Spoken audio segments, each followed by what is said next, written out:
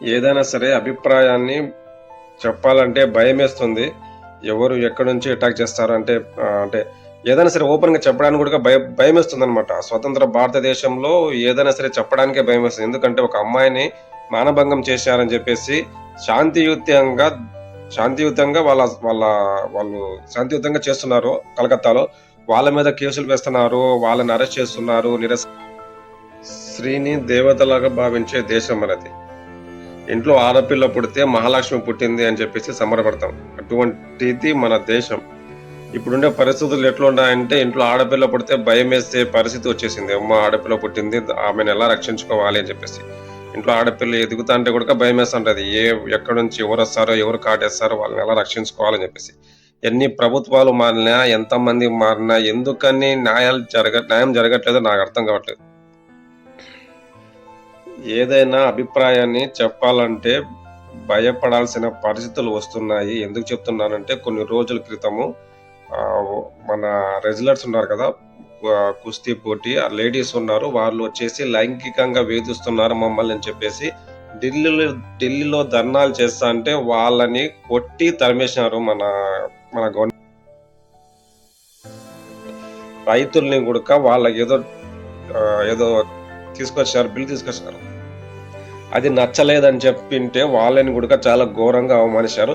శాంతియుతంగా నిరసన తెలుపుకునే హక్కు గూడక మనకు లేదు. ఇప్పుడు రీసెంట్‌గా ఒక అమ్మాయిని మానభంగం చేసినారు కలకత్తాలో.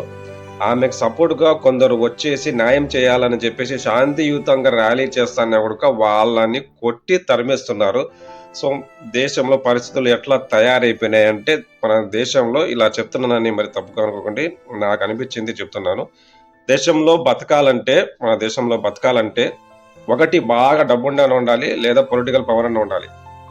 బీద మధ్య తరగతి వాళ్ళు మన ఇండియాలో బతికే పొజిషన్ లేదు.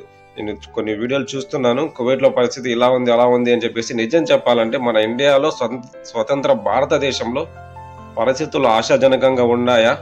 ఇలాగే ఇలాగే కొనసాగితే రేపు పరిస్థితి ఎలా ఉంటుందనేది నేను నిజంగానే ఆడపిల్లల కంటే భయం పడాల్సిన పరిస్థితి వచ్చేసింది. నిజంగానే చెప్తున్నాను నేను.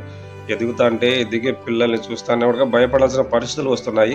ఏ ప్రభుత్వాలు కూడా వాళ్ళని ఎందుకు శిక్షించట్లేదో నాకు అర్థం కావట్లేదు. నే నాకు నిజంగానే అర్థం కావట్లేదు. ఎందుకు ఇంత డిలే చేస్తున్నారని చెప్పేసి పోలీస్ డిపార్ట్‌మెంట్ ఏం చేస్తున్నారనేది నిజంగా నాకు అర్థం కాని విషయం ఏదైతే. మీకేమైనా అర్థమైతే కామెంట్ చేయండి. నేను మళ్ళీ మళ్ళీ ఇంకో వీడియో చేస్తాను. మీరేమైనా కామెంట్ చేస్తే దీని గురించి మీ అవగాహన ఏమైనా ఉంటే కామెంట్ చేస్తే నేను దాన్ని బట్టి మళ్ళీ వీడియో చేస్తాను. Thank you. మన ఆంధ్రాలో కూడక 3 నెలల పాపని, 3 సంవత్సరాల పాపని, 6 సంవత్సరాల పాపని, చిన్న పిల్లల్ని, పసి పిల్లల్ని